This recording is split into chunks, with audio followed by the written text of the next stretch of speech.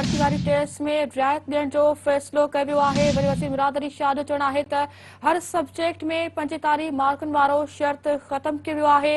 हुन चयो त हार्ड एरिया जे उम्मीदवारनि खे 33 मार्कुनि ते पास कयो वेंदो। संदसि चवणु हो त औरतुनि ऐं अक़लियतुनि खे 50-50 मार्कुनि ते पास कयो वेंदो। हुन चयो त माज़ूर उम्मीदवारनि खे 33% ते पास कयो वेंदो। अवां खे नाज़रीन अहम ख़बर ॾियूं पिया। सिंध में उस्तादनि जी भर्ती वारी टेस्ट में रियायत ॾियण जो फ़ैसिलो कयो वियो आहे। वरी वसीम बिरादरी शाह जो चवणु आहे त हर सब्जेक्ट में 45 मार्कुनि वारो शर्त ख़तमु कयो वियो आहे। हुन इहो बि चयो आहे त हार्ड एरिया जे उम्मीदवारनि खे 33 मार्कुनि ते पास कयो वेंदो। संदसि चवणु हो त औरतुनि ऐं अक़लियतुनि खे 50-50 मार्कुनि ते पास कयो वेंदो। इहो बि चयो आहे त माज़ूर उम्मीदवारनि खे 33% ते पास कयो वेंदो। अहम ख़बर नाज़रीन अवां सां शेयर कयूं पिया त सिंध में उस्तादनि जी भर्ती वारी टेस्ट में रियायत ॾियण जो फ़ैसिलो कयो वियो आहे।